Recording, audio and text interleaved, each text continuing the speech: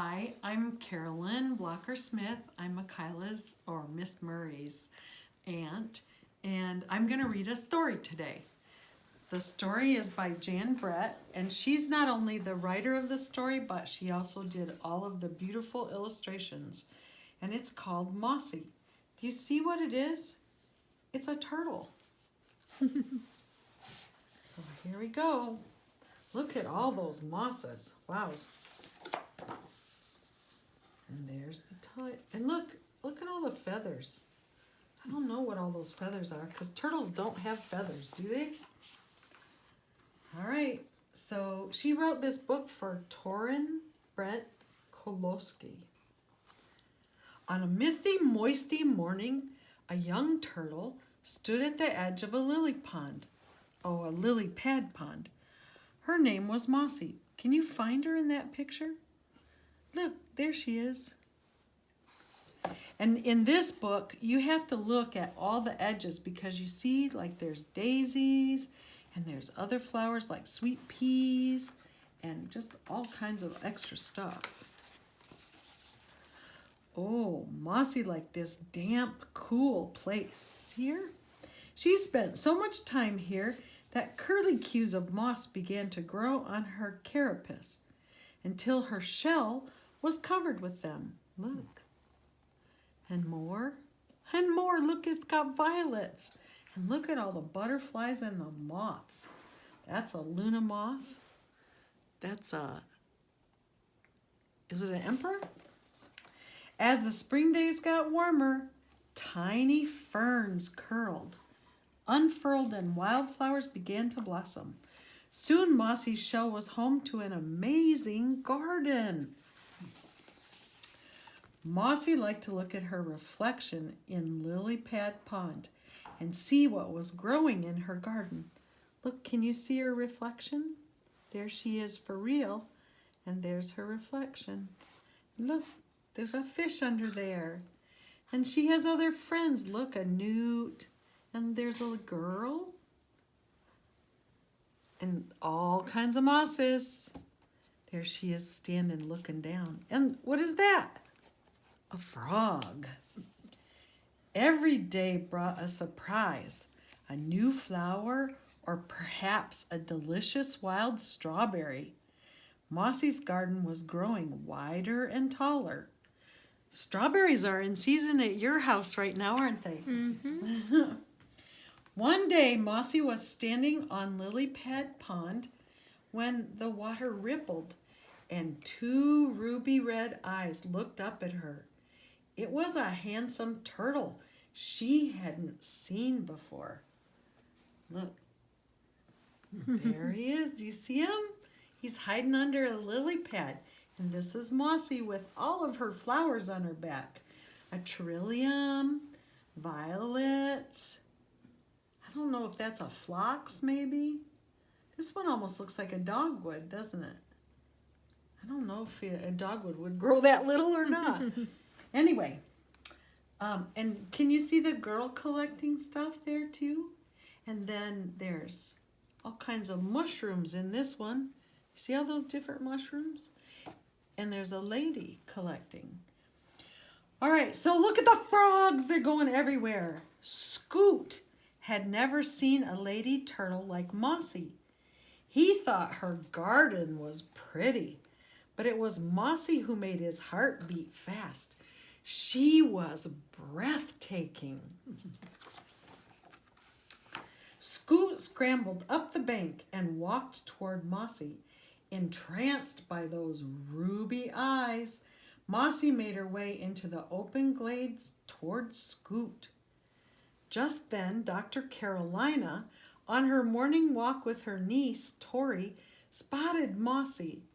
Gently, Dr. Carolina picked her up. She is perfect for the museum. So see, she was walking toward him, but now she's in the doctor's hand. And where's Scoot? Do you see him, Kyla? I don't. I can't find him. But he's got to be in there somewhere. Do you see the cow in the background? And there's another trillium and a lady slipper and a violet and a different color lady slipper. This one's pink, that one's yellow. Wow, look at columbine, irises. Those are my favorite. Anyway, never had Dr. Carolina's museum had a wonder as extraordinary as a garden-growing turtle. She and Tori made a home for Mossy in a viewing pavilion with plants, a reflecting pool, and everything they thought a turtle would need. Look, see, it's a fancy house. It says Eastern Box Turtle. And there's Mossy, but she's living in a little metal house with glass, isn't she? And then, do you see on the edges? These are all kinds of crystals and stones. Agates and all kinds of things that we like. Malachite. They're all beautiful, aren't they? Because what happens at a museum? They have a collection of everything, right? But Mossy already had everything she needed back at Lily Pad Pond, and she longed to go home and find her new friend. Every day Scoot waited for Mossy, but Mossy didn't come back. All summer visitors came to see Mossy. See her in there? And everybody's looking at the museum and her famous garden. They watched her eat raspberries and mealyworms, mushrooms and lettuce. But Mossy didn't seem happy to Tori, and Dr. Carolina was too busy to notice. Look, this time we have shells all around, different kinds of shells, scallop shells and a nautilus and all kinds of different ones. Mossy was lonely for Scoot.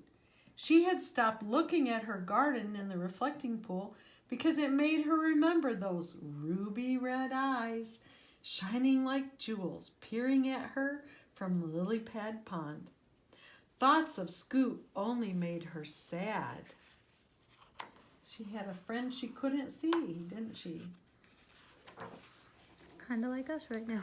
Yeah. Snow fell outside, but inside the museum, Mossy's garden kept growing and people flocked to see her. Dr. Carolina was thrilled that Mossy had made her museum famous. Look at all the children coming to look and see the things at the museum. It's called the Eastern Woodland, and so they have animals that live there and flowers that grow there, you know, and butterflies that grow. This one's all butterflies, isn't it? But you see the snow. But inside Mossy's garden, look how big it's getting. Today, Tori and her class had come to see Mossy. The meteorites and geodes amazed the children. They loved the woodland diorama. That's the thing that you go to see. The butterflies and the shells. Finally, Dr. Carolina said it was time to see a special exhibit.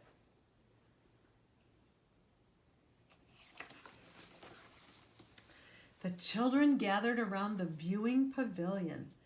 At first, they didn't see Mossy. Can you find her? Look at the big picture. Then she started to walk. See her right there? And her magnificent garden swayed back and forth. The little turtle captivated the children.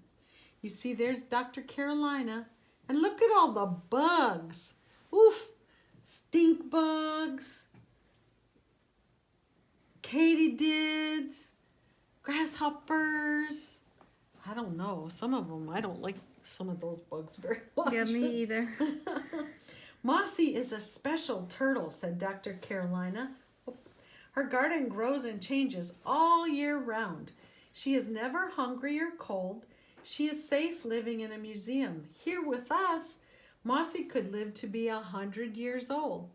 Do you think that's what Mossy wants? There's her niece, too. Tori frowned. She loved the museum. She had helped her aunt collect wonderful things on their walks, but Mossy was the first living creature that Dr. Carolina had taken to live in the museum. Is that why she looks so sad? Tori wondered. Look, it's fossils this time. Troglodytes and all kinds of cool fossils. They're all in stone, aren't they? Get it out of the refrigerator door. Mom. Do you think Mossy is happy here? Tori asked her aunt.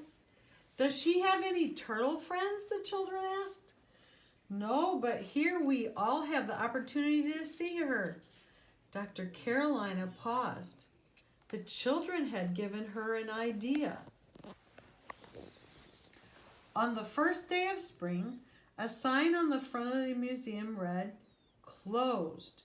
Do not disturb." Two women arrived at the back of the museum. Dr. Carolina and Tori were there to meet them. See, there's Dr. Carolina and Tori. Look, a squirrel! And some pine cones and berries. Everyone wondered what this meant. 1 day passed, 2 days passed, then 3. After a week, everyone was invited inside. What's going to happen? Dr. Carolina introduced the two mystery women. Please meet Flora and Fauna, she said. The curtain was pulled aside, revealing a portrait of Mossy, larger than life, with her garden painted in glowing detail. Look how big it is compared to the people.